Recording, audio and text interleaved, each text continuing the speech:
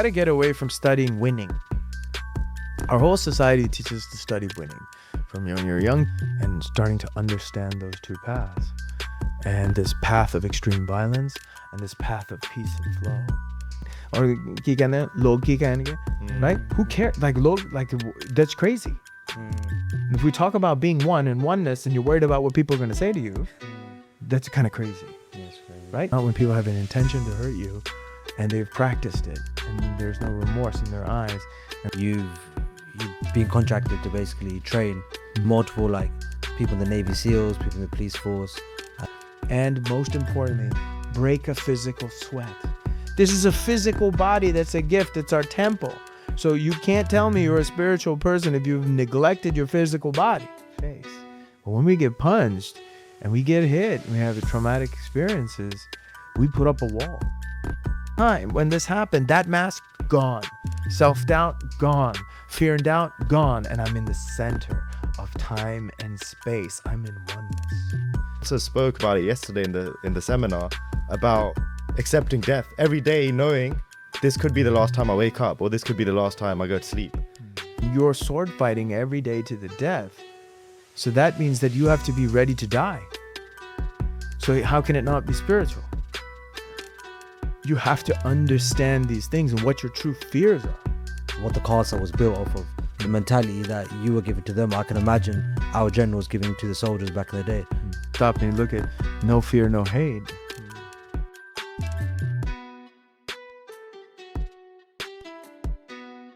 Yeah, ready to go? Let's do it. Cool.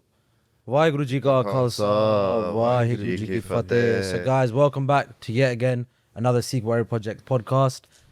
This time we are once again so lucky to have a special guest, and this is I don't even feel like I can justify his experience and the caliber of how great he is when it comes to martial arts with this introduction. But if those of you know what Jeet Kune Do is, obviously Bruce Lee, everyone knows who Bruce Lee is.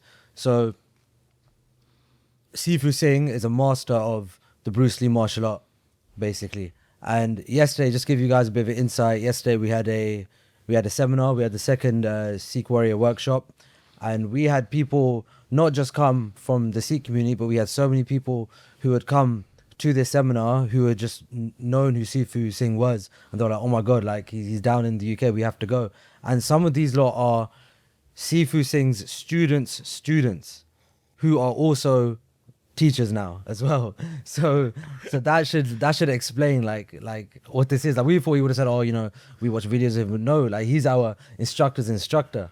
And so that's just crazy. It's we're so grateful SIFU Singh's come down from America to deliver the seminar, and now he's doing a podcast with us. We're so grateful. So yeah, SIFU Singh, enough of our introduction. Just please introduce who is SIFU Singh. And let's just start off with that. Who is SIFU Singh? How would you describe that? People ask, who is SIFU Singh? Well, first of all, it's a real honor to be here. Thank you for having me and a wonderful introduction. But I must tell you, I am no master. I'm just on the process of continuous growth and evolution. And the definition of mastery itself is the continuous change and transformation of the being. Right? It's the art of freeing yourself from yourself so you can connect, create, and adapt. It's the art of freeing yourself from fear and doubt so that we can serve the world, And so mastery is this continuous process. There is no destination. There's no titles. There's no ranks. And so to me, what I love about martial arts and I love about spiritual work is there is no limitations. And the whole process is about letting go and removing. And the more you train, the more you realize how much you don't know. And that to me is fascinating. So what do you think? Nowadays when people think of martial arts, they think MMA, UFC. Obviously, we know you're a fan of UFC. You're of course. Yeah. MMA and the sports martial arts. But we were going into the important parts, so traditional, reality, martial arts. What do you think is being sort of missed today, and the behind the scenes of what makes a great fighter? What is that? Well, you have to have the nexus or the connection between tradition, sport and reality, right? I think we live in the greatest era for martial arts because we have access to all these things. So when I say tradition, that's about understanding the warrior's way, discipline, honor, code of conduct, how you conduct yourself. Then you take a look at sport. Well, sport is necessary because you have to be able to train pressure. You have to be able to know how to box, how to kickbox, how to roll, grapple, wrestle, and MMA, put it together into one exchange because you can practice pressure there and learn how to take punches, roll with punches, understand timing, angles, distance under pressure. But that's one piece. But then we have to also consider reality where there is no weight classes, where can be multiple opponents, where there's no rules, where you don't have a coach, where there's no time limits. Because that's what a street altercation is going to possibly look like. And then you have to also consider weapons coming into play, like sticks and knives. We're in London. You guys get knife jacked here all the time, right? So it's very different. So, but the point is that it's not about so much the differences as what I want to talk about is unification. We live in a place where we can unify this and get really better as a martial artist. As a martial artist, I need to know what I practice works on the street, and I need to have a training method that allows me to do this so it's not just in my mind. Now, if we practice street stuff all out, we would be getting hurt. So how do I do that with control? How do I simulate these environments? And the number one thing is you have to learn to relax under pressure. So if you're not doing jiu-jitsu right now, the rule number one is relax. You're getting smashed. First rule is relax. Take it. Don't fight the pressure. That's where people start drowning on dry land. So we have to learn a body close to us, pinning you to the ground. What does that feel like? And then be okay with it before you can do a move. So I think that's such an important thing across the board for everybody to experience, not just martial artists. And then so I think the most important thing is seek tradition because of what it brings to you from a self-development path and perspective, a philosophy in action. Seek sport so that you can move. You can stick and move and jab and roll and feel what it's like. Now, let's say you're a traditional martial artist. You don't have to learn MMA, but you have friends who do MMA, so you can play together. And you can feed energies together. All right, man, I like to do a jab and a 1-2, or I do jab level change. All right, let's practice that. And let's see how that fits with, okay, my high guard, my low guard. How do I come in and put pressure on you? How would you counter me? And I think it's about playing and experimenting this way and not being like, oh, well, my style is better than yours, or my traditional art or reality art is too dangerous to practice, and these are then creating assumptions. And so you must question all of your assumptions in a safe place. So you remove ego. And be like, yo, I just want to feel what it's like. So we could say, okay, we were practicing the eye jab yesterday. And so an eye jab is very effective, but you can't stop it without it touching, because once it touches, you're going to flinch and do that. So we can say, okay, you know what? Let's practice, and you put a helmet on them that protects their eyes. Let's practice the eye jab versus the takedown only. Let's isolate the two. So then you can work timing, angles, distance, pressure. Ooh, oh, you got me that time. Man, what did I miss there? Oh, I missed the level change. You faked high and you went low and you got me there. You got too close to me. I didn't shift the range. Okay. Now let me do that eye jab against a boxer's jab. Isolate it and feel that. Now you're like, okay, now go against like a kickboxer who's going to be, coming at you with punches and kicks. Okay, what does that feel like? Then have an MMA fighter, and you look at MMA, right? There's so many different styles inside of MMA of individual fighters. So I think it's about playing. And like I said, there's a difference between a martial artist and a fighter. Not all fighters are martial artists, and not all martial artists are fighters. Wow. So what we need is 4 things. You must be a fighter. Means you got to know what happens, how to throw it. You have to understand fear and pressure and be able to change. You have to be able to turn it on and then turn it off. Then you've got to be a technician. That means you got to study the art. You got to sharpen the sword. You got to study the movements, the techniques. You got to look good doing what you're doing. Like you have to understand the form of a takedown. These are the mechanics. This is the jab. This is the trapping Paksao. This is takedown defense. You got to be a technician to understand the physics, the timing, the math, the angles, the geometric shapes. And then you got to be a good teacher. All martial artists, if you want to be better as a martial artist, you need to teach. Because when you teach, you internalize the information. And then when you teach, you're like, when I teach you something, you ask me a question, that helps me grow.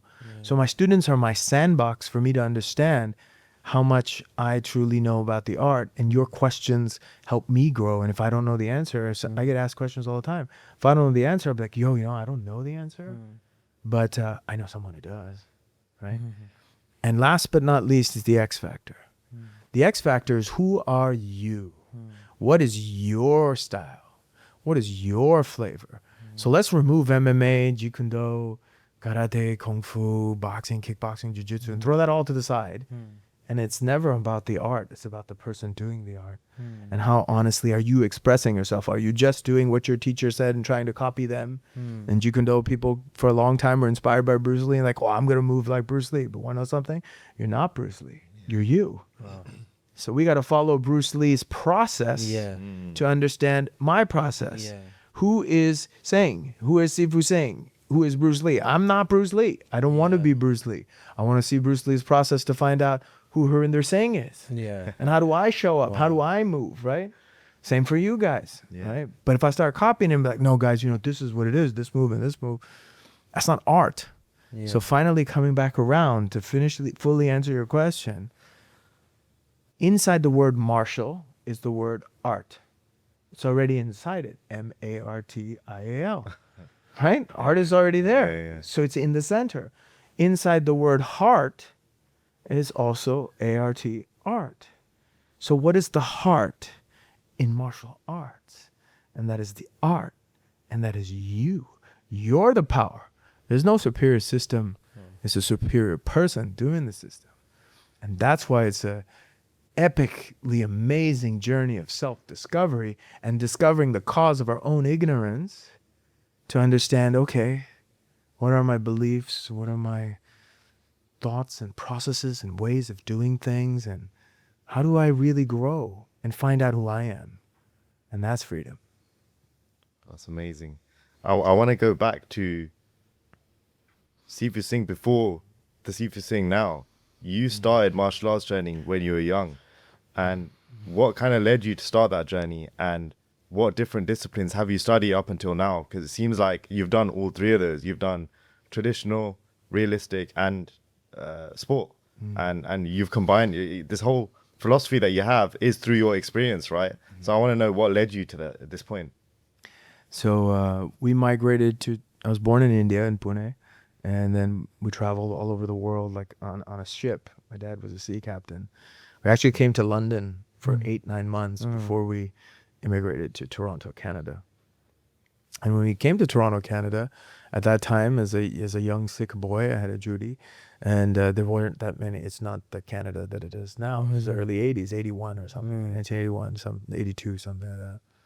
And my mom and dad always wanted me to be able to protect myself. So, because my dad's always traveling, and I had a younger brother, and then later I had another younger brother, and so the point was that I had to be able to handle myself, especially being different, number one, and on top of that, how do you gotta be able to protect. Everybody should be doing martial arts, but you're the man of the house and you're 8. You need to be 6 years old. So take all those things into consideration. So I started karate at the University of Toronto Academy of Karate and Judo under Sensei Bert Konzag, who was also a philosophy professor at the University of Toronto.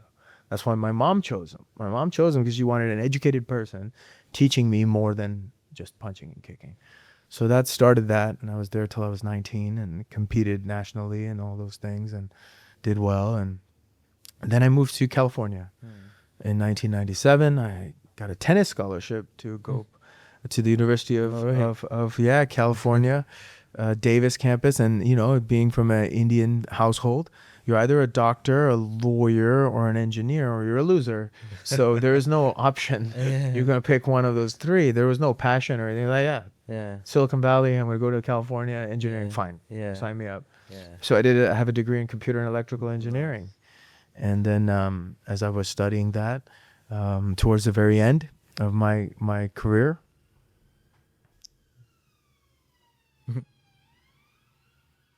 So I don't think Please. they'll catch it on this anyway. Oh, okay, cool. No. Either way, it doesn't matter. So good. Towards the end of my college time, I was in the wrong place at the wrong time. We had a bonfire in San Francisco. And it was an hour and a half drive from where the campus I was at. We were the last 2 cars to arrive. And when we got there, the party was happening on the beach, which is like about 100 meters, 150 meters away. And like I said, we were the last 2 cars to arrive. And literally out of the darkness, there was a local gang that was there, and they were looking for someone. To the next to me was my roommate, a Sri Lankan guy with his hat backwards. And to the right of me was a friend of mine smoking a cigarette. And so they were looking for someone. And as they came from the left, I still remember it like yesterday, their leader was leading the way. And the whole group came. Zero situational awareness. Like, it's too late. And no reaction. You look at their eyes, they're on something that you can see. Trailing to the left was a guy that had just ripped off a 2x4 from a fence. It still had the nail sticking out. It kind of had it like this. And he was about as far as you are from me. The leader asked for the right to my friend to the right for a cigarette. And the moment we turned, it was boom, it was on. They grabbed my roommate, took him to the center, dispatched a group. The guy with the 2x4 swung at me. And it was just like coordinated. And it doesn't look like what it looks like in the Bruce Lee movie, where you're one guy in the center, everybody circles you. And Yeah. one at a time. It's not like that. It's wild. It doesn't look like a one-on-one street fight. I've been in altercations before, but that's different, right? Schoolyard, going around and stuff. It's not the same. Not when people have an intention to hurt you, and they've practiced it, and there's no remorse in their eyes, and they're coming as a unified unit. So I did a block, I take a swing, and then I take a space, and I had to take a breath. They're like, whoa, what's happening here? And in this moment, there's a fraction of a second, but there was a pause. I'm seeing my friend being beat on, and then just people coming at me, and you have to make a decision. Do you run or do you stay? I said, okay, I'm going to stay. I did nothing absolutely heroic. I just decided to stay. And in that moment, my life changed forever, because it was like time, space, everything dissolved. And for the first time, I felt this incredible peace come over me. I felt the seeing everything coming so slowly. And I was like, wow, what's happening? It's time and space totally dissolved. They're chasing me. I'm running. I'm ducking. I'm dodging. But it's the most incredible experience. And the reason was, for the very first time, I met my true self, who I am inside, and I was free from all ideas of who I thought I was. You see, what ends up happening is all of us get betrayed, rejected, abandoned. Life hits our finances, our relationships, our health. And when that happens, what would Mike Tyson say? Everybody's got a plan to get punched in the face. But when we get punched and we get hit and we have traumatic experiences, we put up a wall. We put up a wall, and that first wall in the center, this is who you are. You put up a wall, and that first wall is a wall of fear. And that's where your ego develops. Now you got this wall around the center of who you are. You've drifted away from who the center you are. You're drifting. So now the second wall forms, and that's self-doubt, because you don't trust, because you're just going further and further away. And then finally, a new wall gets made on the outside, and that's a mask.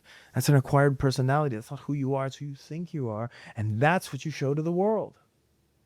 So if I rewind a little, when I was 13 years old, I lost my hair to alopecia areata. Lost all my hair. It's 1990. OPP is the #1 song on the radio. I still remember it. I'm a 9th grader, freshman in high school, and I'd go like this, and my hair would just come out my hands. And The Rock and Vin Diesel, they're not around yet. They haven't made it, so there's no light-skinned people to look at who are bald badasses, right? So, and so what do? You go into hiding. You go into hiding. And for me, one of the things was Sikhi came in handy. Because then I said, I'm a Sikh, and I just cover my head now. I wear a hat. I wear a wig. And I go back and forth between the two. And I realized I was doing it just to hide, but it gave me some time. But we all are hiding from something. We're all worried about what people think. So at that time, I was worried that, man, people be looking at me, I'm going to be ugly, I'm not going to be accepted. Because at that time in 9th grade, all you want to do is mac on the girls, right? That's all you wanted. I mean, let's be honest. That's what you're doing in high school. And then all of a sudden this is taken away from you, and now you're always worried about what people think, what people are going to say. Am I ugly? How am I going to be accepted? And this is all happening in your own mind because you're so afraid of people's opinions. So then you create this idea, this persona you show to the world. You know, I'm this tough martial artist. I do good in school. I'm a great athlete. You know, I got all my stuff together. And you create this identity. But we create this identity to protect us. But it's not really us. And that's the mask we show to the world. But this time, when this happened, that mask gone. Self-doubt, gone. Fear and doubt, gone. And I'm in the center of time and space. I'm in oneness with my environment, everything else. So that's why when this is happening, I'm like, whoa, this is great. I'm right there. And is not just, that oneness is you're in the center of time and space. You're totally connected to who you are, your soul, to the environment, everything around you. There is no separation of identities, of fears and doubts. And then I became obsessed with flow, because that's a flow state, right? Because in that flow, I had this freedom, and I dedicated my life. I said, yo, I want to get back here. I want to learn to live from here. Wow. What is this whole thing about? And then that led my journey. And I went two ways. I went one way towards street fighting and trying to become as dangerous as I possibly could, because I was really angry. Right? I had been violated. I was really angry. But more than that, my ego had been hurt. Like didn't protect. I felt like less than a man. And I share that honestly, because you have to share that honestly of why you do things, because you can't heal otherwise. And the other path I took was in Tai Chi Chuan, internal martial arts, meditation, Chinese medicine, and starting to understand those two paths. And this path of extreme violence and this path of peace and flow. And eventually, what I realized was the people that attacked me were angels, because they came to shift me. That's why I wouldn't be here. Crazy. You know, because at that point, all I was considered, this is early 2000. Yeah. Silicon Valley, early 2000s, startup culture. You know what that means? That means stock options, billions of dollars, and success, what you think success is. Power, money, fame, status, significance, importance. You're like, that's what's going to make me happy. And in this moment, I was like, I think there's something more. And it changed my path forever. And then martial arts became a vehicle for me to discover me, who I am, understand flow, how to change, and really discover this process of freeing myself from myself. And so I went down the path of Bruce Lee's Jeet Kune Do philosophy, created like a lens for me to look at things. So I studied Filipino Kali systems and street fighting applications and that. But then I also understood I had to box and wrestle and grapple, and that started my jiu-jitsu journey. I got black belt in Brazilian jiu-jitsu. And then, but on the traditional side, I was like, but to truly understand this, I have to understand traditional systems. So I studied traditional Wing Chun Kung Fu, and various Kali and Eskrima systems, but they're kind of in between tradition and street fighting, right? And Tai Chi Chuan and Neigong training and internal martial arts and meditation and spiritual work. And together it all came to one thing.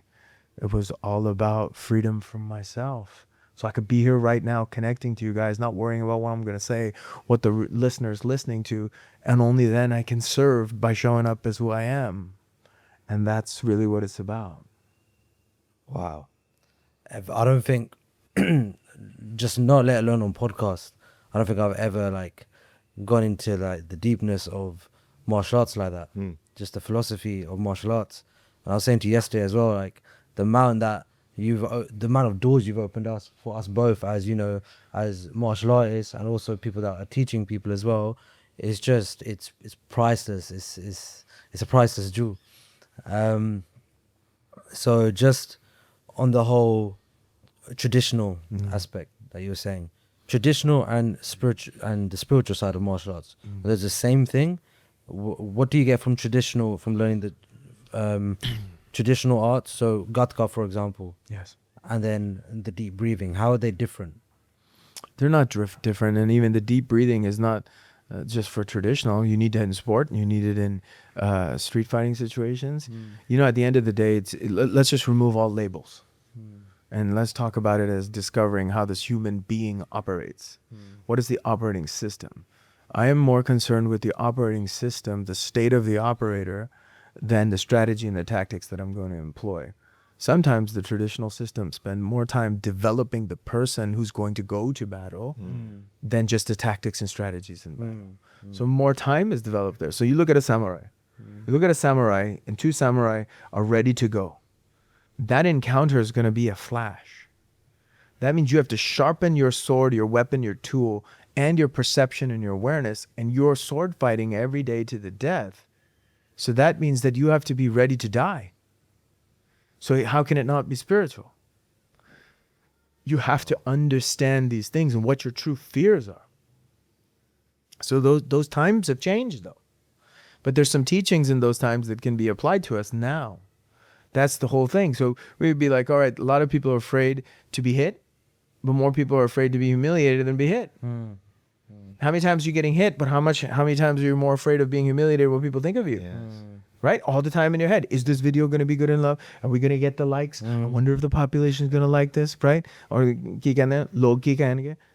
Who cares? That's crazy. If we talk about being one and oneness and you're worried about what people are going to say to you, that's kind of crazy. Yes, crazy. Right? How can you live in those two worlds? So you have to free yourself from yourself and your opinions, other people's opinions, but there's a process for that. We can keep going and fight. We can fight all we want, but the real fight is not in the cage or in the ring. It's in here. It's a why are we fighting? It's why are you fighting? Who are you fighting? Who you're fighting is in your own head anyways. By yourself. Do you see what I'm saying? But in there, I get to learn that when you throw a punch at me, did you see that? When you threw the punch at me, what made me tense?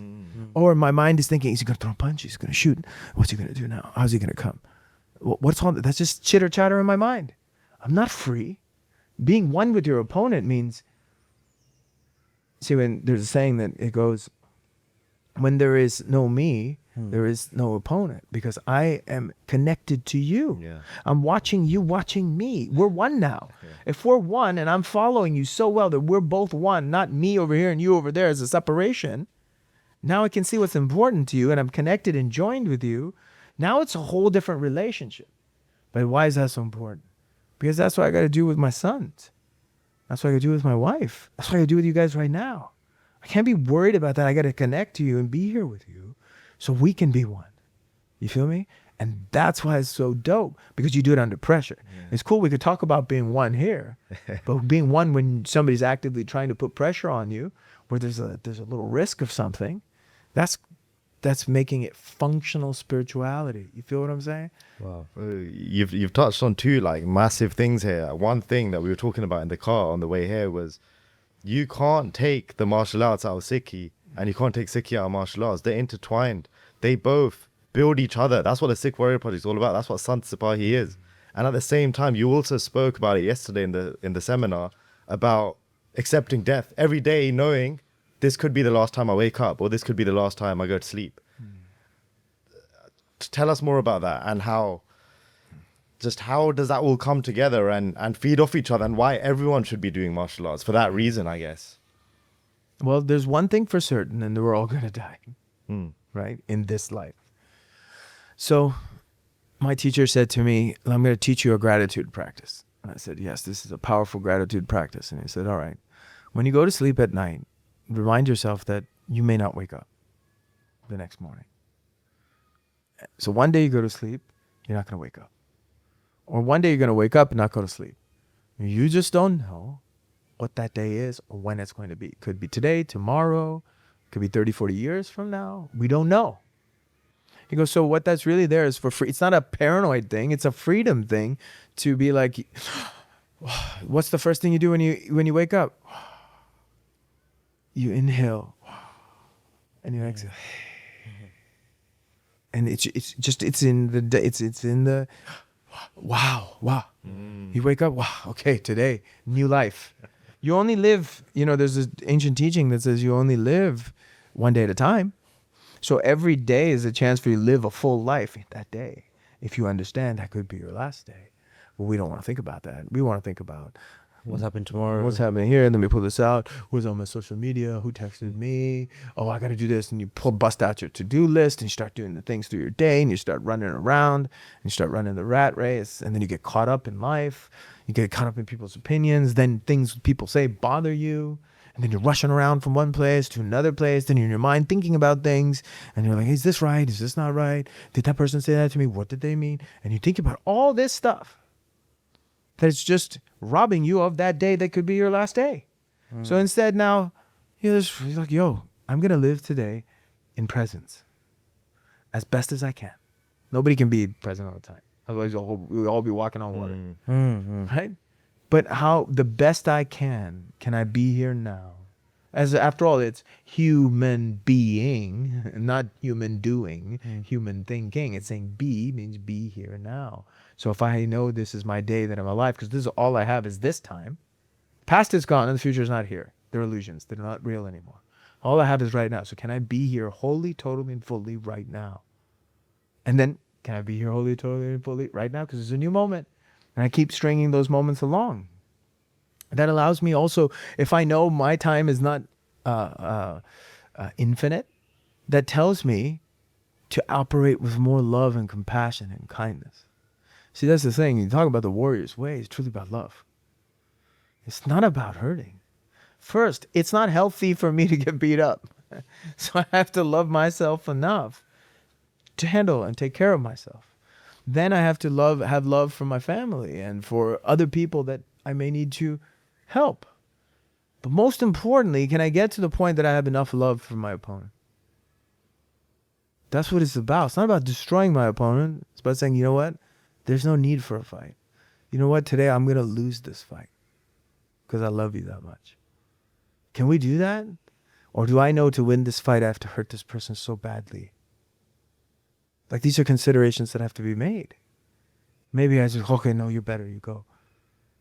That's totally different than just turning it on, because if you know you can turn it on, it would cause a lot of damage for it to go technically your way. Do I have that compassion and love and kindness for my opponent? To just think that if I go 100%, it could hurt this guy badly. So regardless of how he's going to think of me, other people are going to think of me, I'm just not going to go all I don't out. need to fight. So now we start talking about the art of fighting without fighting. Yeah. Because if I fight, you have to know why you're going to fight. I have a code of conduct of why I would fight. And there's no other reason I would. So there's nothing you could push me to fight. It's only for this one, and that's my code of conduct and how I operate. Because then when I go, I'm going to go. If I go any other time, part of me reacted. Okay. So what do you, this must relate to the Vajad, so the sort of, what you teach to special forces. I know you've been contracted to basically train multiple, like, people in the Navy SEALs, people in the police force. And I remember watching videos where you're explaining to them what mindset to have for what they're doing. And I think that relates to Sikhi so much as well. And it'll be so insightful for all the Singhs as well, watching that, you know, like what the Khalsa was built off of, the mentality that you were giving to them. I can imagine our generals giving to the soldiers back in the day. So could you just go into that, like operating for the oneness? Well, the most important thing, when you stop and you look at no fear, no hate. Okay, so when you're hate, you're angry, you're upset, you're blame and resentment of something that already happened in the past. And what you're afraid of is in the future. So in this moment, they don't exist. So when you stop and you look at the technology saying, be right here, right now. What's the next move I need to do now? Not be worried about what the result is going to be. So you go into war, you go into battle. The only thing that you can be focused on is, are you in center? Are you in balance? Are you in harmony? You can't control anything around you. You have to control your state. So the first thing starts with by controlling your state, by controlling your breathing, by being out of your head into your body, into the ground. And then from there, expanding your awareness and feeling everything around you. You have to develop this kind of an operating system. And then upon this operating system, you are then able to be calm and make choices that are appropriate to what is necessary, and not just go forward or run or do whatever. You're moving. Sometimes you have to run. Sometimes you have to go forward. Sometimes you have to go around. Sometimes you have to stand your ground, but now you're making it as a conscious choice. You see, that's very different. The best operators that I've had the chance of being around, and one of the things too is that as I work with these different agencies, I learn so much from them over the years because I ask them questions. It's like a symbiotic relationship. And one of the things he said to me, hey, listen, when bullets are flying by you, the ones that are the best operators are the ones that don't react. They take a breath. They pause. They bring themselves down. They survey the situation. And they make a choice. They don't go. And so that's the first and foremost, most important training. And that training is so important in every interaction that you have. Because we got to get away from studying winning. Our whole society teaches us to study winning. From when you're a young kid, you're like, oh, I got to win my teacher's approval, my parents' approval. I got to get good grades. And that's how my evaluation is. If I don't get good grades, I'm not good. So you're learning how to do things and be assessed on the things you do based on other people's opinions, right? So everything is about winning and therefore the fear of losing. But put that to the side, and instead of, say, study winning, can we start to study relating? Can we switch the study over to the study of a relationship of how am I interacting with you? Who am I interacting to you? Do I have the ability to get out of my head, into the ground, into my body, and feel what's going on in me? Self-regulate myself. Oh, I'm getting amped up. Why? Oh, wow. I'm getting in my head. I'm thinking, oh my goodness, wow. Oh, this reminds me of this situation I had a long time. Why is that coming up? I wonder why. Oh, I'm afraid of something that's going to happen. This self-talk starts to happen. I have to study why it happens. What are the root causes of this so I can free myself from this? And then once I know myself, because the key teaching is know yourself to know your enemy. Know yourself to know your opponent. Know yourself to know your loved ones. Know yourself to know God. You see, that's the knowing. I can't know, if I don't know me, I can't know you. Now, the thing is, you're just a derivative, because at the end of the day, you're going to have the same experience as I'm going to. And if I know myself, I can know you. Because I've studied in me all the things that are in you. Exactly. Now we can relate. Yeah. You know what I'm saying? So ultimately, it's the study of knowing yourself Wow. to know your opponent, your enemy, your loved one. We're all going through the same stuff. Yeah. We just need to understand. That's it. And that same stuff is being thrown by us, by the sort of, by the one that's dealing us the cards. It's not us, isn't it? It's, Bro, that you've talked about two amazing technologies that the Guru has given us, the no hate and the no fear, and you've gone into how they relate to us in everyday life. But the Guru gave us another amazing technology, that concept of Chardikala, and I want you to talk about what does Chardikala mean to you, and how can we apply that to us? So Chardikala and Sarbatata Pala, to me, those are such important things. So Chardikala, first and foremost, is can you be in ever rising spirit? Can you be rising when the world around you is crumbling? It's a choice. Chardikala is a choice, first and foremost, because inside of chaos, peace is a choice. It's not the absence of chaos. Inside of fear, courage is a choice. It's not the absence. Inside of struggle, happiness is a choice. It's not the lack of the struggle. So this concept is down to such an important thing that we have to learn to, first and foremost, before we raise the spirit, we have to learn to relax the body.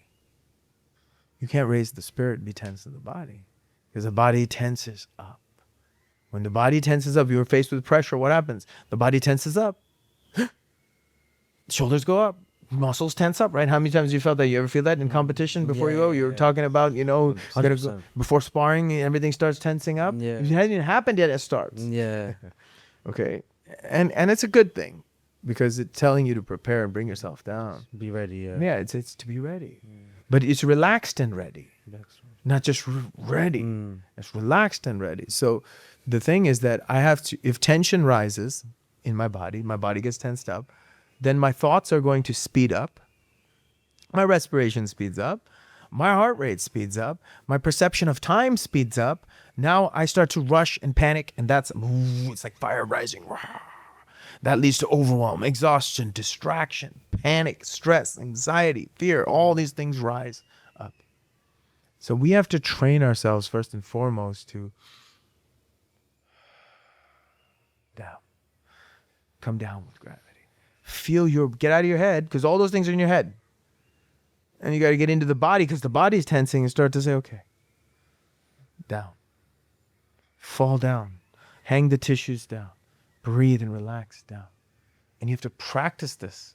This has to be practiced. So without martial art, there's ways, but I think the most fastest way is, okay, you're going to throw a jab to me, and I'm going to relax. Yeah. And you throw a jab to me, and I'm not going to defend it. Wow. How much time is spent just receiving a jab? I'm going to put my hands down, throw the jab, and I'm just, okay, now you just touch me.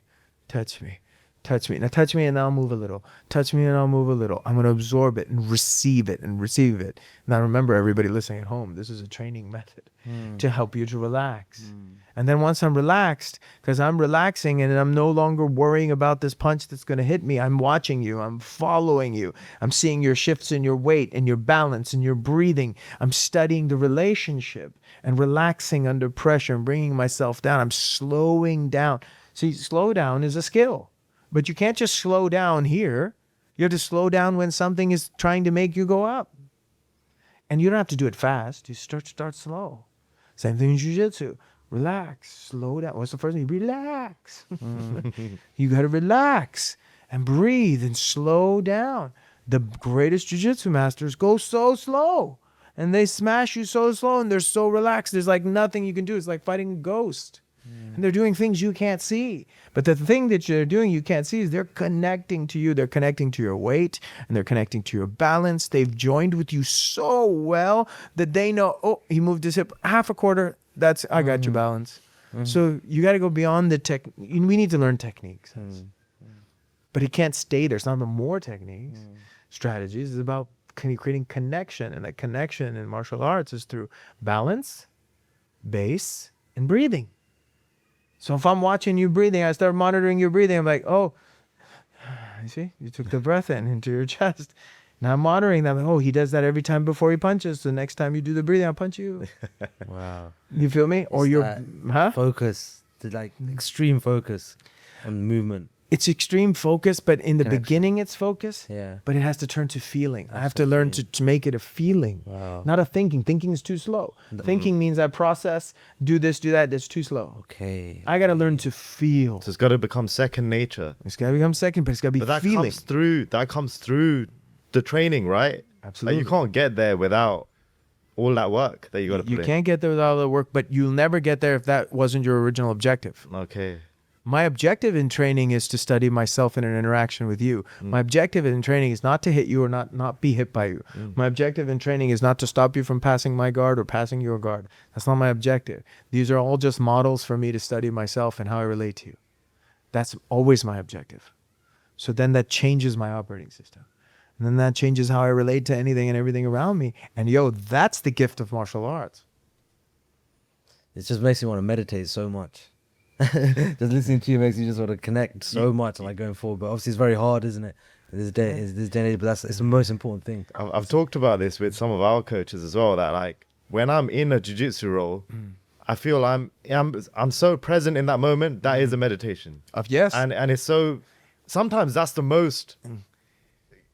That's the most present I am. Yes. Probably. Yes. For me, anyway. Yes. That's why we love it. Yeah. Right? Because you get into flow. Yeah. All right, so now here's the thing.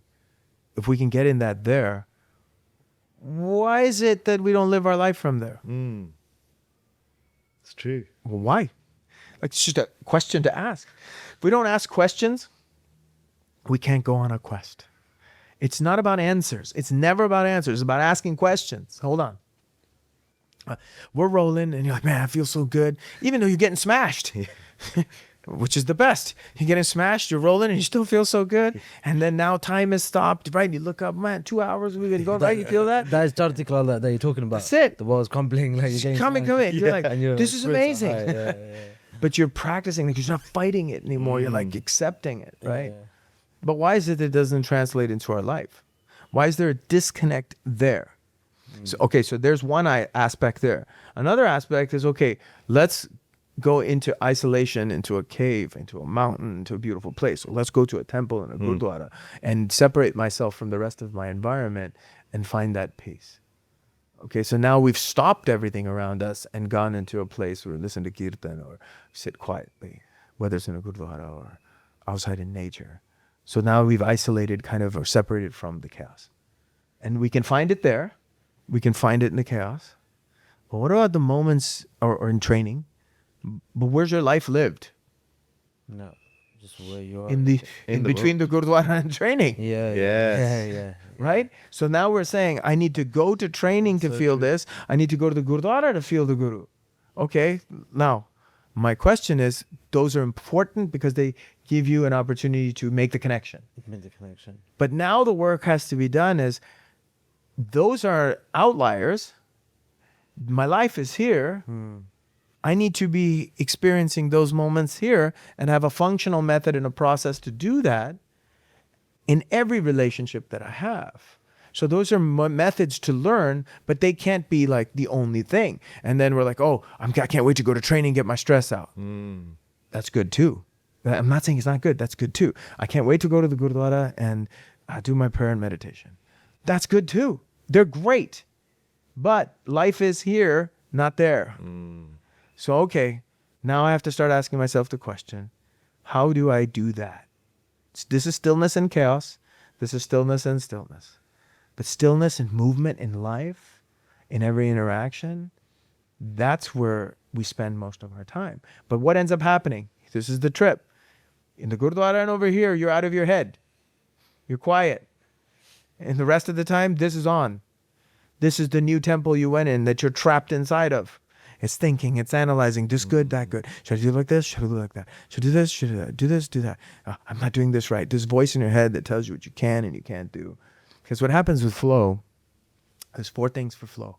Number 1, this voice in your head is gone. Has to be. Now it's observing. It's not talking to you. It's not analyzing everything, it's observing.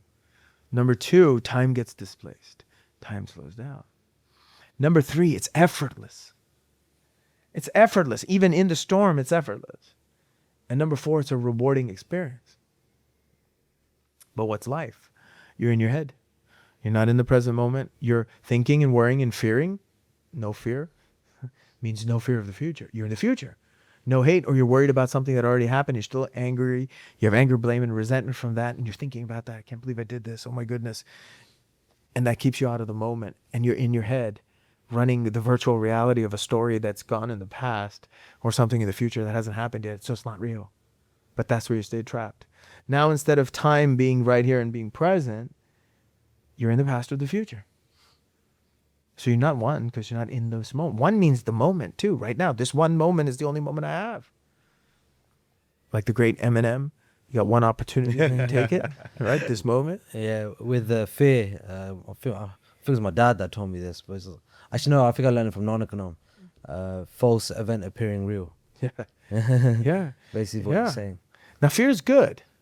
See, there's a good part about fear because fear tells you to focus. Yeah. Fear tells you to relax, get ready. Fear tells you that this is important to you, right? So it's not like, oh, no.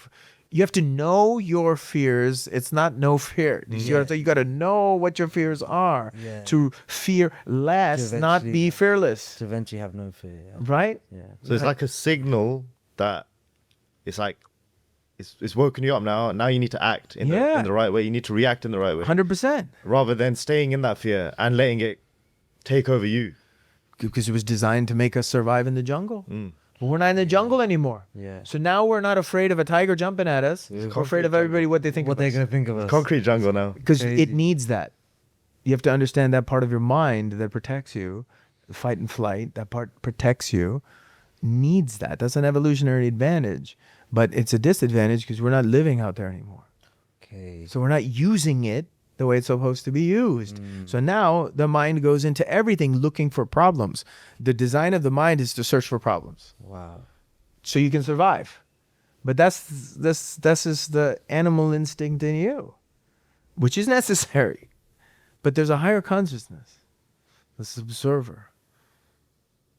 This higher consciousness must be the master of the killer instinct. It's always the same. That higher consciousness, kindness, compassion, love, observing, no judgment, seeing things for what they are, must be the master of this survival killer instinct inside of us. It's not one or the other. So sometimes people are like, you know, one of the things when you go and train, you get to exercise that, the animal. Yeah, the killer instinct. Yeah, you can let the dog out in the. You get it. You've got to exercise it. Yeah. It's not like, oh, it's not a good part of me. Yeah, yeah. That's kind of crazy. So you got this fire inside. How do you put out a fire? How do you put out a fire? Water. Water in it. Water. So you don't turn the fire down. What do? You turn the water on. So water is that higher constant. You turn the water on. You don't put the fire out. That brings a balance between the two. And then the water and fire creates what? Some steam. Yeah, you can never contain. Yeah, it's like what you were saying in the seminar yesterday. Like don't like contain yourself. Don't like hold in these emotions. Yeah. Because eventually it turns into passive emotions. Right. Absolutely. So, Absolutely. It's very powerful. One thing I wanted to ask was this mindset is obviously not easy to obtain. It's like this is what life is all about. This is the whole test, I think. Can you reach that center and stay in that center? That's what Sikhi is all about. That is what spirituality is all about. What we were talking earlier about a very important thing for you to connect before we go out into the world. Could you touch up on that, please? There's a concept called arrive before you leave. That means you must arrive in the state you want to be in before you leave your home. So before you go out into the world. So I take time in the morning to get to my center and practice that change. Okay. So then when I go out into the world, I've arrived already before I leave. So I've arrived in the state I want to be in before I go out into the world. And I keep that state as I go out into the world. So really when you stop and you look at functionally doing this, right? Like I said, I'm an engineer. I went from computer engineering to combat engineering, and now we're talking spiritual engineering, right? It's all engineering. That means we have to understand the mechanics of taking something that's a teaching and then making it functional, which means embedding it into my physical body, energy, and spirit, and into my interactions, right? We got to make it real. Like we go in martial arts, you do a drill, we're going to work the jab and a takedown. You're going to isolate the jab and the takedown, and then you have to put it into sparring, and then you have to eventually put it into the fight. But you're going to drill them and drill the sequences of how to do it. So then in the fight, you're doing what you drilled. You're not thinking about it, right? Think about it this way. When you first learn to drive a car, you're going to go put the key in, okay, gas, brake, look over. There's all these things you're thinking about because you're learning something. That's the learning process. That's the knowledge process. Now, after some time, that becomes subconscious. So now you're driving, you're having a conversation, and nowadays we're looking at social media. Who liked my stuff? Did you not like my stuff? And you're driving, right? You're taking in all this information, the car in front of you, everybody to the left, and it's all happening what? Automatically, right? Because you've done it so much. You're not like thinking and processing, oh, but there's a guy at 0.5 meters ahead of me. Now he's 50 meters and he's traveling at 30 seconds. You don't do that, right? And you're not breaking all these things down. So similarly, your training method has to be there. So we say your practice, your strategy, and your way of life have to be the same. Yeah. So if your practice is about coming to center, the word is this, recalibrating to center. If your strategy under pressure or in a problem is to recalibrate to center, find your center, come home. And if your way of life is to recalibrate to center. Now notice I said recalibrate to center and not live in center. Because the point is we're out of it so much, we have to keep bringing ourselves back and then eventually spend more time here and less time bringing ourselves back, and it switches. Yeah. Right? Because otherwise it's not functional, it doesn't work. Yeah. So what we have to start to learn to do is become students and masters of pausing and transitioning. Sorry. Yes, no, go ahead. Do you think we can ever reach a constant state of like just staying in that center? I think people can. Yeah. I think that's what the gurus did. That's what that's what makes them different. It's what makes them different. Yeah. And this is across, you look at sages in every culture. Buddha, Jesus. What's the difference? They're in center, connected to source and in one, more than everybody else. And they are guiding everybody to the center and the oneness because they're in it. So when you're in it, there's a trust. There's a presence. And every single person is secretly, whether they know it or not, seeking that they're not seeking to trust in someone. They want the trust in themselves that that person has in them. That's a fundamental difference. You look at a Bruce Lee. Why is he? Whoa, he trusts himself. Yeah. Look at a Michael Jordan. Why are we all attracted? He trusts himself. You know, Dr. Martin Luther King trusts himself, because you see these people. What attracts you to people like that? Because they trust themselves, because you want to trust yourself. The reason we want to trust ourselves is because we're operating from this mask that's so far away from the center that we don't trust ourselves. And that is the whole thing. Our purpose here is to overcome self-doubt. That's our single purpose here. To realize what we are really capable of. Realize, look through our real eyes. What we are really capable of. What our true mission is, why we're here. This is not something that you can analytically think about. This is not something that you can make a vision board about. This is something that you got to become quiet and hear it. But the reason we can't come quiet and hear it is because this other voice in your head is so loud. It's so loud and you're on the wrong channel. So first you have to turn that volume down, get a little peace, and then come to the tuning and go, wait a sec, I'm not on the right channel. Let me click over here. Oh, it was there the whole time? So if something's happening on another channel, right? It's happening right now. Yeah. I'm just not on the right channel. I don't even know I'm not on the right channel because my volume on my channel is too high. So turn that volume down and be like, oh, okay, now I have a little bit of peace. And then you're like, oh, this is not the song I want. This is not the channel. This is not what I'm really listening to. Okay. So, shoot, there's another dial. It's a tuning dial. That's why it says in tune. Because you have to go in tune to inner tuning tune. You have to, that's what you get in tune with yourself. When you're in tune and you click the channel, now you're like, whoa. And then like, that was always happening. I was just out of tune and listening to something that was really loud. And it's all in my mind.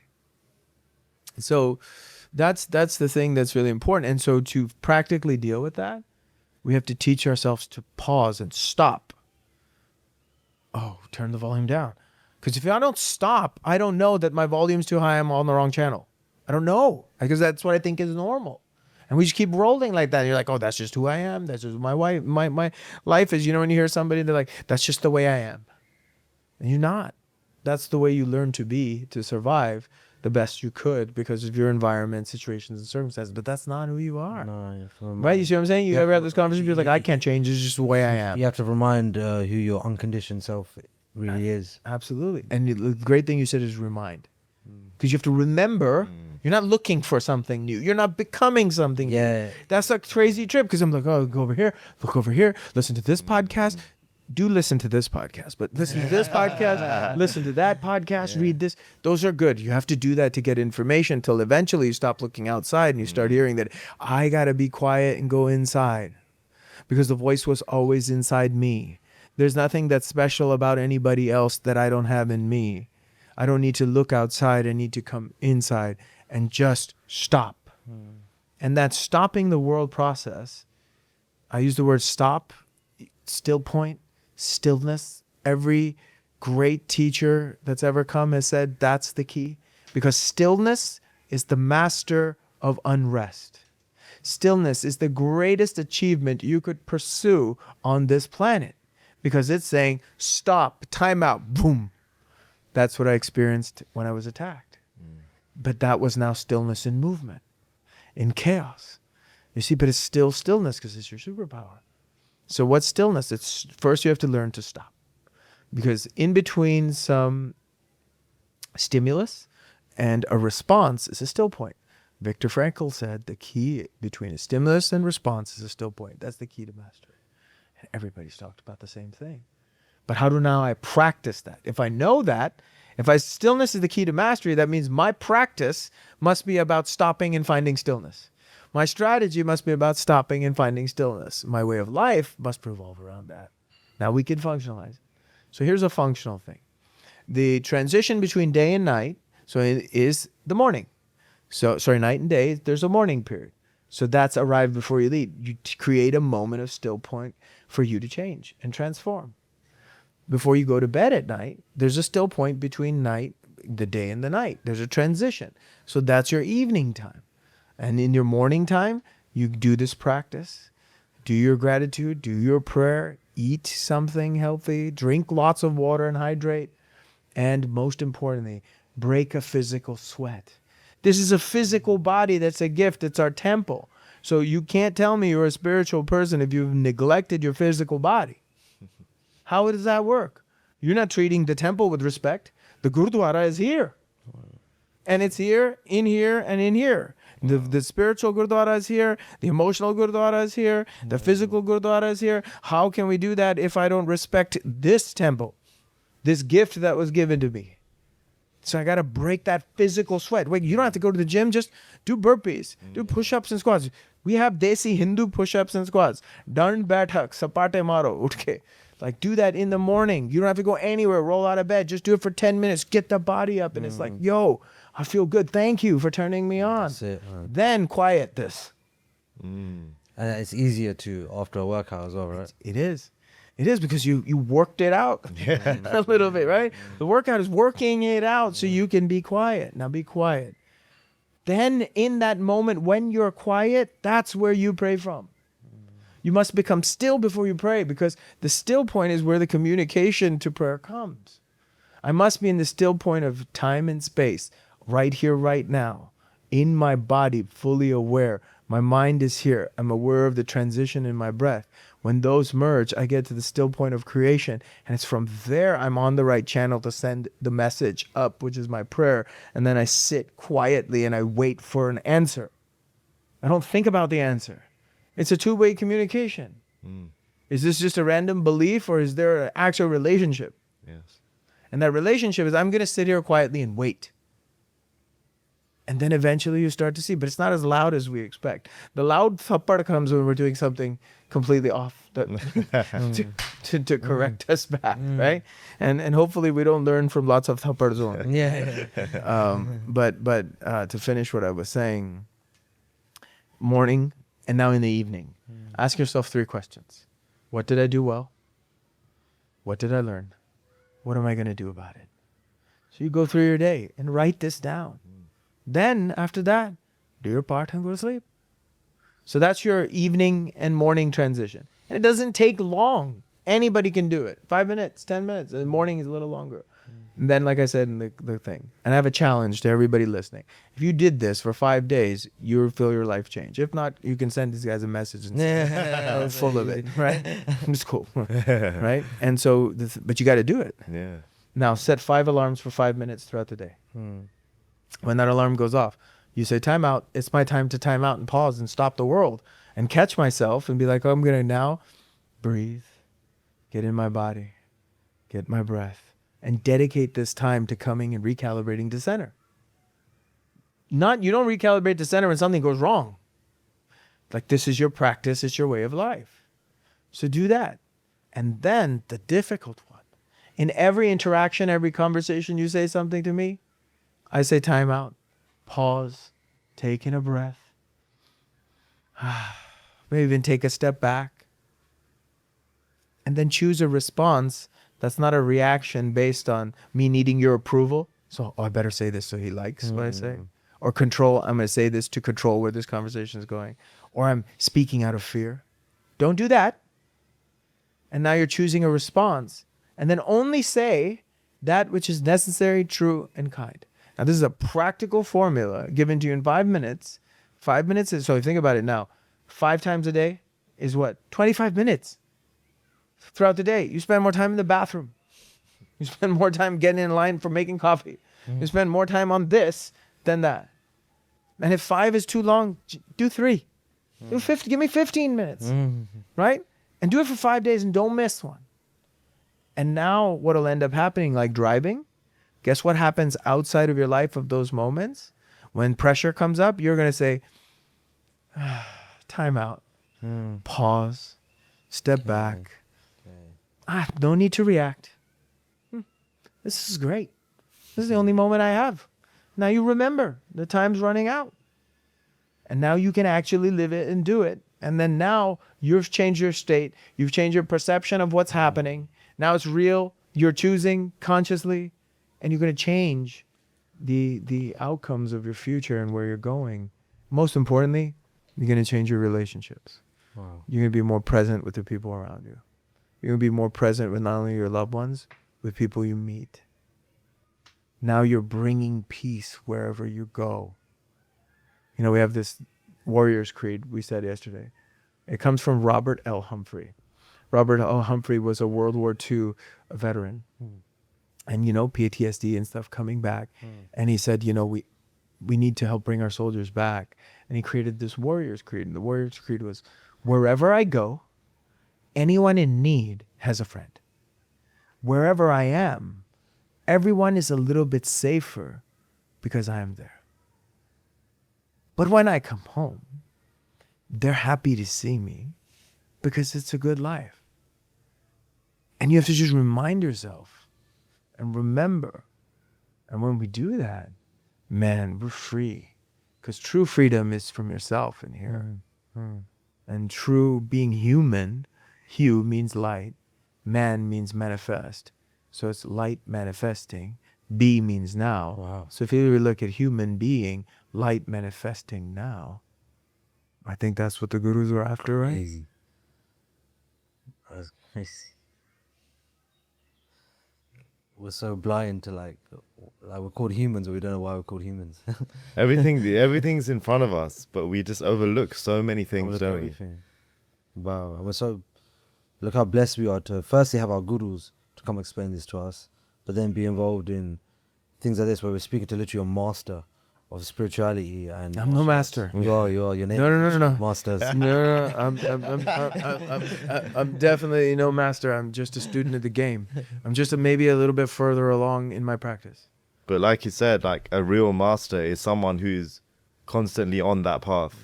And there is no destination. You're just, I don't even know how to explain it. You explained it really well earlier. So happy with that. Well, the next time you see me, I should be different. This version of me is dead after today. And this is the point. Yeah. It's like a snake shedding the skin. We're doing the trend in Chinese mythology, right? The snake going into the fire horse here, the wood snake. Snake is about shedding your skin. It's about shedding and letting go of all the things that don't serve you. And when do you shed? When you've outgrown it. You don't force it. You let it go. And a snake uses a rock to rub against to get rid of that. Could you imagine a snake just rolling around with raggedy ass skin everywhere? It wouldn't be healthy, but it weighs it down. If you want to go forward, people listening at home, you have an idea. You have a dream. You want to do something. You cannot go forward with the person you are now. You cannot carry that extra weight that is not necessary. You have to first let go of that weight. If you're on a horse, right? This fire horse is coming next. You want to jump on a horse. What's the purpose of a horse? The purpose of a horse is to transport a treasure from point A to point B. That means you have to know where you are, your starting point. You need to know where you're going, what the destination is.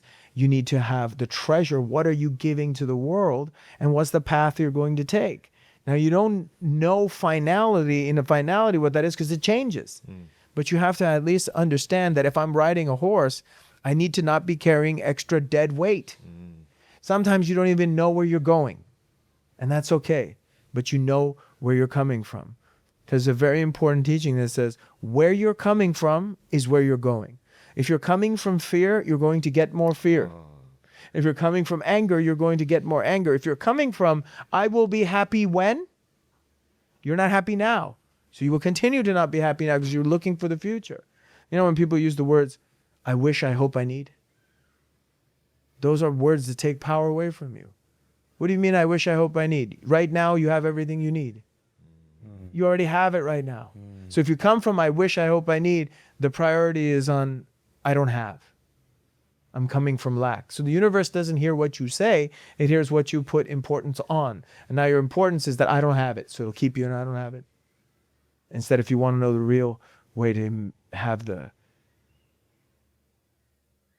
words is to say, I wonder how easy it would be for me to do this.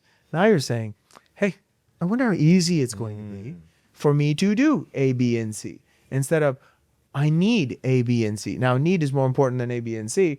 And so it keeps you in need because that's where you're coming from. You're coming from need. You're going to get more need. If you're coming from, I wonder how easy it's going to be, you're going to get what's easy.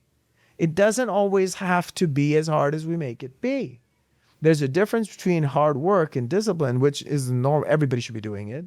But that doesn't mean the result needs to be hard. You just need to keep showing up and working at it.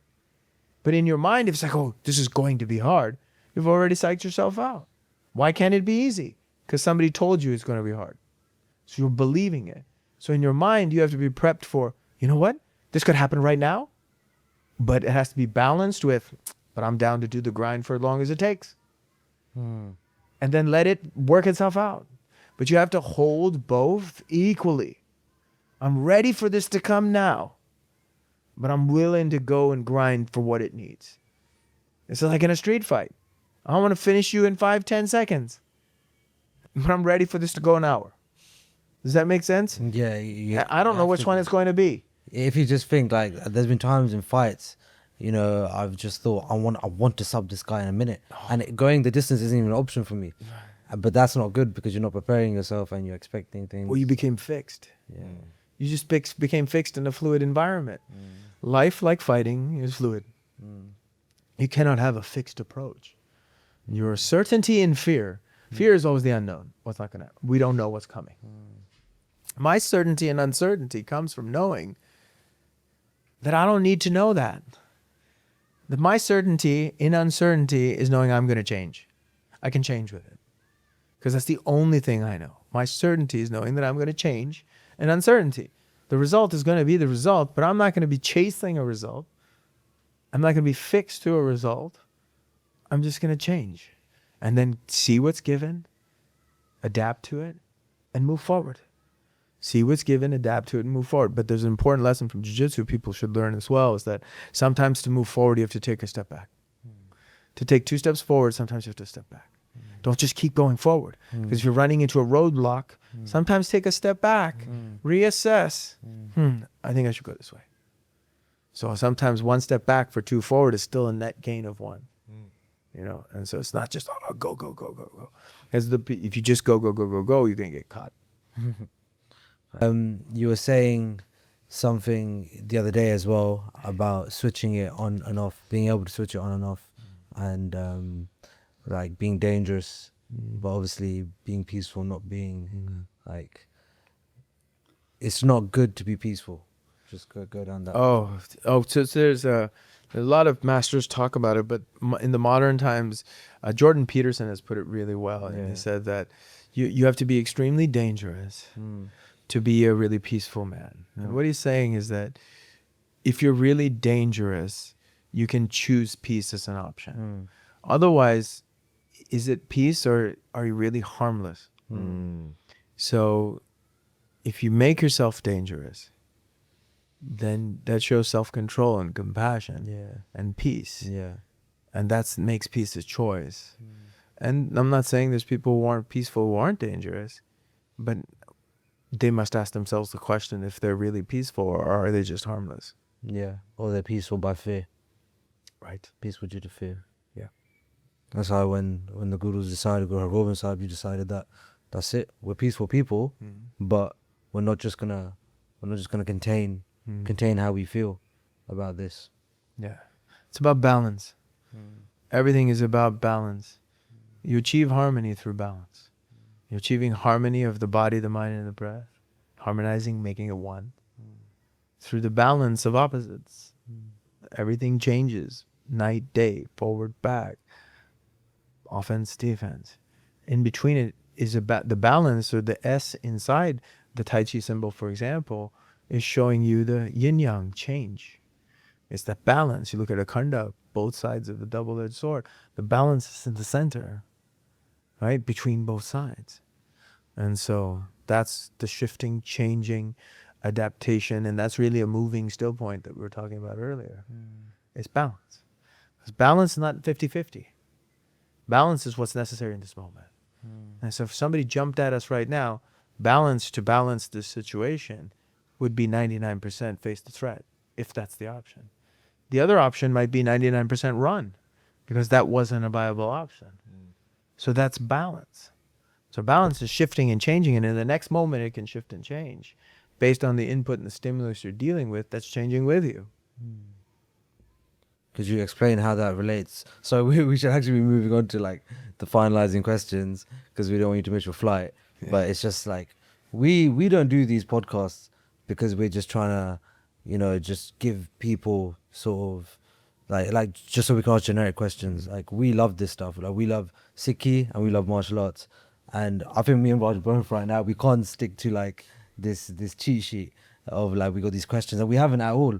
But we're just right now because what you're talking about is the truth. Yeah. And we just feel I personally, and I know Raj probably feels the same thing, feel so present and so content with everything we're hearing right now. And I feel so connected, even with this wood I'm touching. I feel so connected to it right now. But yeah, just yin yang you were explaining to us yesterday. It's, what you were just relating to now about the balance. If you could just touch upon that. And I show you a ring to the camera as well, if you don't. Oh, That's his. It's a wedding my ring. wedding ring. Yeah, It's beautiful. So you look at the Taiji philosophy of yin yang. We all see the symbol. We've seen it, right?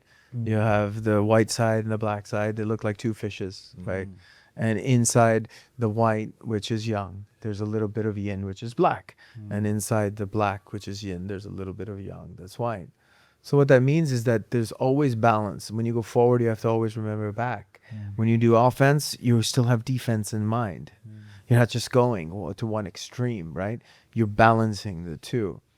But the secret of it, because when you take a look at the idea, is opposites. So you have night and day, hard and soft, forward and back, up and down, in and out, right? These changes. And what are all the different ways things change? But the S in the middle of the yin yang, that is the secret. Because that's showing you about change. It's saying, okay, when this is, I'm changing, I'm shifting, I'm adapting, and each moment is a new moment to change, shift, and adapt to the changing situations and circumstances around me. Because it's not a fixed model that I'm changing inside of a vacuum. The vacuum itself is changing. And so it's teaching me to study how to transform and change. But what it really is a moving still point. Like, you know, when you look on a clock, it goes like second hand. But if it stopped, it would go, but it's looking like it's going smooth. But at each one, there's one still point, another still point, another still point, another still point. And eventually, your stillness is a group of individual still points strung together, right? Until before you have all these many still points. They're strung together, so you spend more time in stillness, then your still point window opens. Your present moment window opens. Many times what happens is your perception of time comes down to your present moment window and how open it is. If you're stressed, time appears to what? Feel faster. But let's say Earth time 1,000, 2, and it's still clicking away constantly. But when you're stressed, what happens? It feels like the time is going fast. Now, when you relax and bring yourself down, that window feels like it's going longer. So in a fighting situation, you feel like you see the punches slowing down. But what about like this? If we've been hanging out, doesn't it feel like it's only been a few minutes? Yeah. And it's been like a few hours? But what happened? Time is getting warped because now our present moment window is changed. And so that's what it's about. Now, when you're fighting somebody, what you want to do is create a tension differential. All right, well, I guess I'm going to teach it. So tension differential. So I'm fighting you. I want you to get tense. And your experience of time to speed up while I relax. So we're here like this. We're both here fighting. I'm going to start bringing myself down and doing things to make you tense up. Now, our tension differential, you're up here and I'm down here. Wow, that's mastery. Because my experience is more relaxed. I see more. Yours is more tense. You see less. This guy's going to gas. When this guy gasses, I turn the pressure up and then he implodes. Master Hickson explained it. So let's say from heartbeat perspective, Master Hickson Gracie, that was one of the greatest philosophies that I've taken from him. He said, we start the altercation, we're both at 120 beats, heart rate's up, right? He's like, I start to bring myself down and you go up 140, because normally this is what happens in a fight. Both people go up. He's like, I relax and I go down as you go up. And when you get to 60, I'm at 100. 160, I'm at 100. And then here, you can't stay here too long. 175, 180, I'm still at 110, 115. And then now you start to panic, and now I turn mine up. And then that's how you, Wow. because then you've already killed yourself. I think that's something that coaches do so well. We see it in our gym all the time, like whether it's in jiu-jitsu or MMA. I remember our head coach Sandip teaching this to one of our students, Taran. Nice. No, not our student. He's with us. We're a student of Sandip.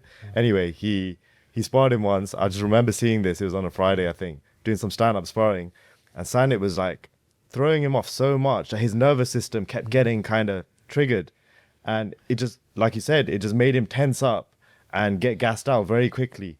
And the same thing happens in jiu-jitsu, like how we get cooked by these brown belts or these black belts who put us in these camping positions, and we're just cooking. We're getting more stressed out because we can't move, and they're relaxed, they're chilling. So we see it. It's beautiful, and that's mastery, right? I guess. Well, it's such a beautiful thing to experience, such an amazing philosophy for real. Now you know it's real. It's not something you read in a book. That's what martial arts does. It gives us a vehicle to take these teachings and embed them in our body. Now I know it's real, Yeah. right? It's not like, oh, it's a great thing I read in a book. Like you see, be water, my friend. It's a great quote. It's great on T-shirts. But what does that mean? What does that feel like? And out of intellectual knowledge into a body feeling. It's all about feelings. So I don't think feel.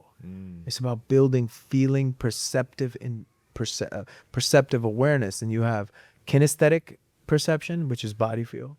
You have empathetic perception, which is the ability to feel emotions. And you have intuitive perception. It's like a knowing without knowing what to do. You have to cultivate all three. And that's how you really live life, man. From there, instead of a thinking being, remember, we're human beings. We're light manifest now, not think and do all the time. It's crazy if you think about it. Like, we're talking to someone who's trained martial arts for over 30 years, 35 years, however long it may be. But most of our conversation has been about philosophy and knowing ourselves. And that's like, it just shows how they come together, how you can't separate them. Absolutely. I got homework for all the martial artists. Go get Goren no Sho. It's the Book of Five Rings by Miyamoto Musashi. And you will hear exactly the same thing. Wow. Go get The Art of War. And you will hear exactly the same thing. The central teaching of The Art of War is to know yourself, to know your enemy. If you do not know yourself and do not know your enemy, you're doomed to fail. If you know yourself but not the enemy, it's 50-50. If you don't know yourself and, if you know yourself and you know the enemy, you're sure to succeed. If you know yourself but not the enemy, you are 50-50. If you don't know yourself and don't know the enemy, you're doomed to fail, right? And then the Tao of Jeet Kune Do.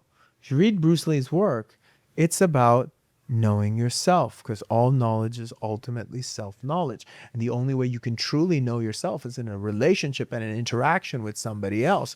And your true self only comes out under pressure. So if you take these words I just said and actually do it that way, my goodness, martial arts changes the whole thing. It's not like martial arts and spirituality. You can't separate the two, but we have to know what it is we're fighting for and what the objective of my training is and why am I doing it. How long are you going to keep doing techniques to do techniques or work on a jab to make it better? You know, after some point, it maxes out the physical side. Everybody gets older. Yeah. So if you get older, you got to learn to build your perception and your awareness. You have to understand the training's about knowing you. And if you're getting in fights, unless you're a professional fighter, like you get somebody comes up and you're like, man, I've been in 100 street fights. My question is, cool, bro, but how many things failed for you to fight somebody 100 times? How many things went wrong 100 times to get in 100 street fights? That's kind of like one of my close friends and mentors, Hanshi Dave Kovars, is kind of like going up to an airplane pilot and say, I crashed 6 times last week. You follow what I'm saying? And so it's one thing to understand pressure and train it correctly and properly. That's very important. Yeah. But it's also to understand we were talking last night about knife encounters here in London. Well, and what's the move? What's the technique? The first move and technique is it's not that. It's weaponize your awareness and be like, hey man, how did I not see you come up to me? How many failures of me not being in center were there? Because if I was centered and present, watching and being aware of what's going on, I hopefully should have recognized it. And there's times that's not possible, and that's different. But how many of those could be avoided is the real question. And for those times that it's not possible, you need to be training. Otherwise, you can't come to a seminar on a weekend and learn a move and think you're going to do it under pressure. I don't know if it's better than not knowing. But yeah, it's interesting. But we can all work on our awareness and work on seeing clearly what's happening. I think final two questions from me. They're sort of like together, you could say. Can you give us some examples of Jeet Kune Do being implemented in UFC? So some UFC fighters, and then also go into what you spoke to us earlier about how, you know, some people look at, you know, traditional martial arts and people who do MMA. I know a lot of people might not take it as serious, but then you explain to us the importance of still being, you know, like you're a black belt in Brazilian Jiu-Jitsu. So those are my two questions. So with regards to the first question, with Jeet Kune Do being in MMA, so Jeet Kune Do literally stands for the way of the intercepting fist, right? It's Bruce Lee's gift to the martial arts world. But Jeet Kune Do is a principles and process-oriented, practical method to discover the truth about yourself and the truth about combat. It's a beautiful vehicle. There's many things, but Jeet Kune Do obviously is designed for street fighting applications. However, the principles and processes inside it are very easily transferred. There's a transfer technology to MMA. So in MMA, are you looking at what is the lens you view your opponent through? So first and foremost, I'm looking at you, what you're going to do, is you're going to punch me or not punch me, or I'm looking at you through the lens of time. Oh, where's the windows opening? You can do a jab. I can hit you before the jab. I can hit you at the same time. I can hit you after. And similarly, you start to analyze your opponent that way. If I jab you, do you jab me at the same time? Is your jab faster, you hit me first? Or is your pattern always to hit me after? If I jab you, do you shoot at the same time?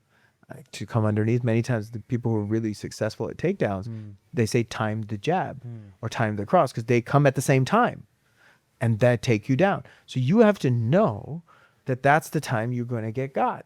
And then interception has get you before. With regards to interception, you have to become a master of controlling the distance or the fighting measure, the critical measure. So if I'm at a certain range, not too far away and not too close, if I'm a certain range from you where I'm just outside your jab, just outside, so that you have to step to hit me.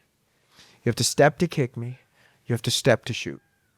Now, it doesn't matter if you're going to jab, kick, or shoot. I'm going to intercept your step.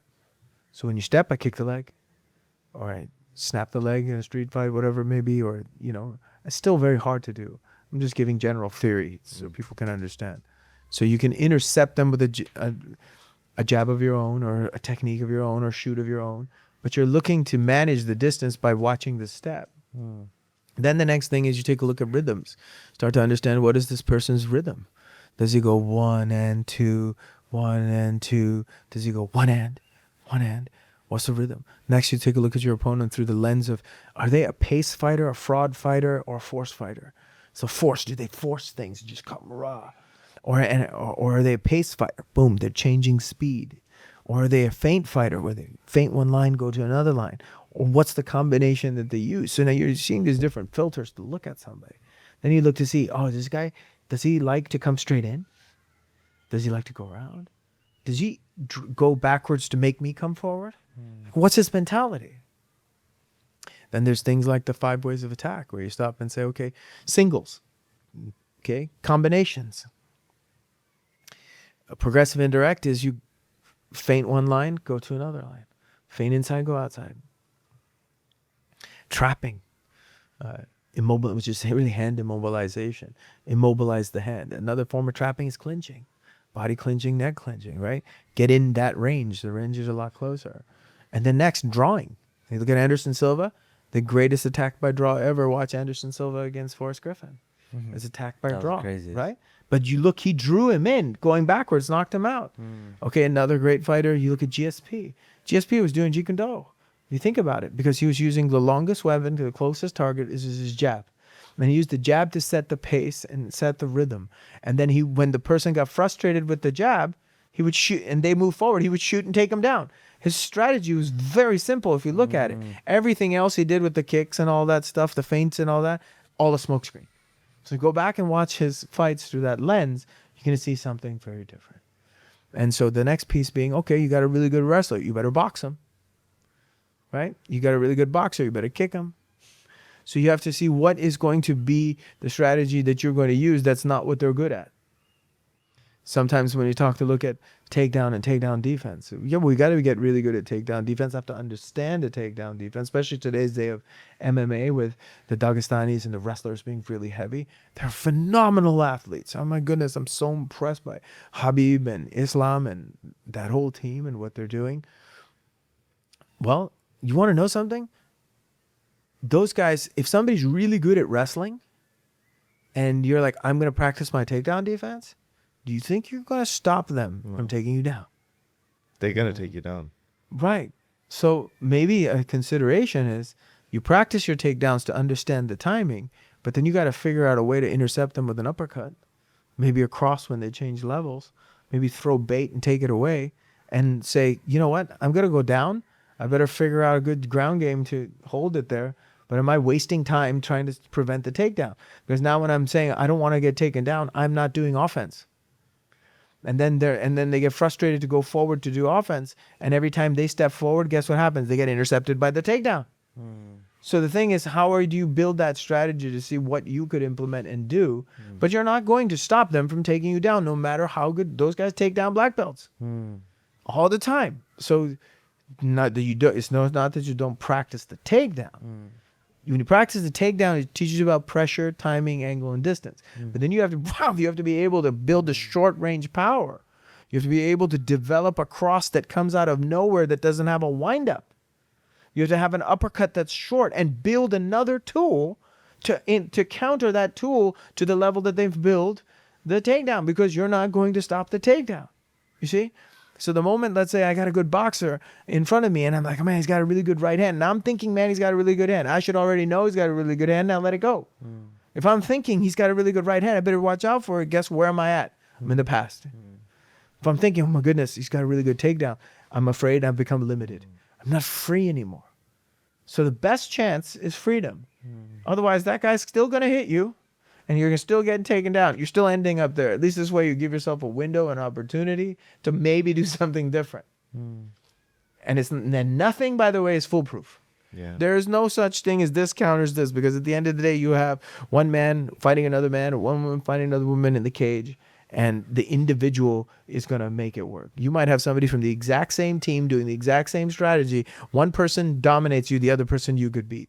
Because a mentality difference, a timing difference, a relationship difference, right? And so, again, the word is always experimentation and exploration. That requires humility. When you're humble and you're okay to lose and you're all right not knowing everything, that opens you up. When you're open, as a martial artist, you should be an explorer of this event, this experience. If I'm an explorer, what does explorers do? They discover something. That discovery learns to a learning. That learning learns to growth. That growth becomes creation, and creation is art. And that's the cycle. And finally, D is detachment. You must be detached from the result. And everything I'm saying is very hard to do. But at least it provides a roadmap to do it. And not that I do it all the time. I practice it. And we have to practice it. And if we practice that, we will become better. And the only thing we can do is we need to seek to grow and change. And to seek to grow and change, you must invest in losing. You've got to lose. You got to be around people that make you lose. Because it's through losing that you grow. You invest in loss to move forward. And that's something very important. That requires you to be like, all right, be humble. and be like, I want to be around people that I spend all my time losing. That's how I built my skill. When I'm a Wing Chun Sifu, I'm losing. When I'm a Brazilian Jiu-Jitsu professor, I'm losing. When I'm my professional boxing coach, I'm in the ring boxing. Guess what? I'm losing. I'm a professional at getting my butt whooped and paying people to do it on purpose. And that's because I know then that I'm okay with that. And then therefore that creates a relative relationship that somebody else I will not be surprised by. If you could train with any historical figure, who would it be except for Bruce Lee? Historical, they're not alive right now? Yeah. You remember Yeah. historical? Yeah. They're not alive. No. Oh, Miyamoto Musashi. Oh. Okay. That's a great answer. Biggest lie in martial arts?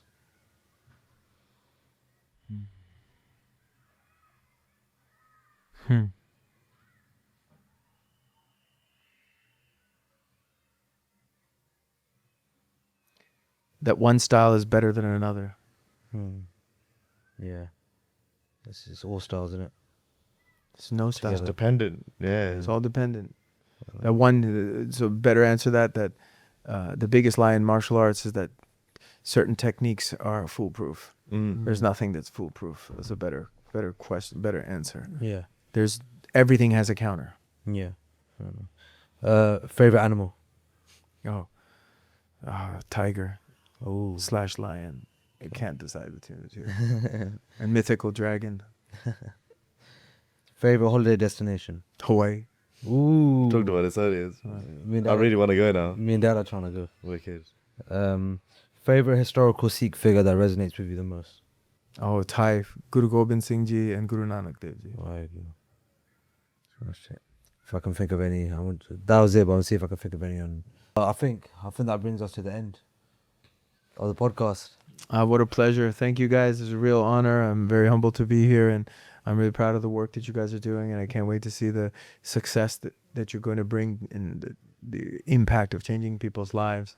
Just remember, one step at a time, and it starts with you guys, and you're leading the way, and people will come because they feel good, they feel safe, and they feel like you're coming from your heart. It's always heart to heart. It was good, but thank you so much. I think, like I'm saying, these probably be the most best 2 days of my life, but also just I've learned so much in these 2 days, which, even just for this podcast, you told me that you were thinking of something about that would help me, take this project to a different level, and that's something I'm going to literally keep close to me and actually hopefully live by and work on. And thank you so much. I appreciate you guys. so much, Thank you. Honestly, if it wasn't for time constraints, I feel like I could go on for hours. Yeah. There's so much. It's just because There is so much that I think I could learn from you, and so much that we could talk about in general. Like, the stuff we're talking about is the realest stuff. It's real. It's truth. And what better thing to spend your time on than this stuff? So we love the work you're doing. We love how you've studied so many different disciplines, but more than anything, you've studied yourself, and therefore you know others. So to us, you're a big inspiration, and we wish that we can also be like that. And we know we can be like that. We have to just carry on this path. So thanks, bro. Thanks so much for having you down. We will definitely get you down again. Yeah, definitely. It has to be a yearly thing. So many people yesterday were asking for it as well. They're like, can we make this a yearly thing? Like, how great is that? No, I appreciate you guys, and thank you, and I look forward to coming back. And last but not least, we got to give a shout out to the third person that's been hanging out with us the whole time, that's made this very special, is your dad. Honestly, 100%. shout out to my dad. I'm actually glad you mentioned that, because I did want to bring it back to dad earlier. Yeah. So it's a crazy full circle moment. Yeah. How when I was 15, 16, my dad used to. So the story of you telling me about you getting jumped. Yeah. In the beach. I heard this when I was 15, 16, Okay. 10 years ago nearly now. And dad told me the story and was saying, this guy's literally at the top of martial arts. It's everything that Bruce Lee taught, and he's teaching military forces, everything. He's like, we have to meet this guy in America. And in my head, I'm like, all right, Dad, I'm just trying to play PlayStation, man. You know what I mean? And it's I was way Dad was pushing me to go more MMA at that time. Even though I loved MMA, he was pushing me to get into martial arts. I've now found the discipline myself over time, just through life experiences and why I need it. And then when when Sikh Warrior Project started, Dad mentioned then, it was very early days, oh, you have to get him on, you have to get him on. I was like, Dad, let me take it step by step. Like, we're starting off with sports, MMA, and everything. And then obviously I'm hearing, as we've gotten deeper into Sikh Warrior Project, Dad's explaining it and saying, I was like, okay, cool. I was like, you know what, let me actually look into SIFU Singh, because obviously we're not part of that world, you could say. I looked into it, and then I could see that you followed us. I'm like, 100,000 followers, and this guy's following us. I was like, crazy. So straight away I dropped you a message, and then I said, look, we'd love to like collab if we could. And it was just a great conversation. And then now look, like this has happened. A few years down the line, it's just a crazy full circle moment. And yeah, definitely big thanks to my dad for opening my eyes to this, world and this the traditional martial arts, which he thinks that he taps me out with, but he attacks me when I'm lying down in bed. So that's why he sometimes That's taps when me. you're most vulnerable, when you're sleeping on the toilet. You gotta be aware. Yeah, awareness. That's he's testing my awareness. But yeah, big shout out to Dad. Nice. It's been a great 2 days. We've had a good Amazing. time, Yes. and looking forward to the next one, man. Me too. God bless you guys. Yes. See you next time, and everybody at home. Be safe, keep training, and enjoy your life. That's it, man. Chal. Waheguru ji ka khalsa, Waheguru ji ki fateh.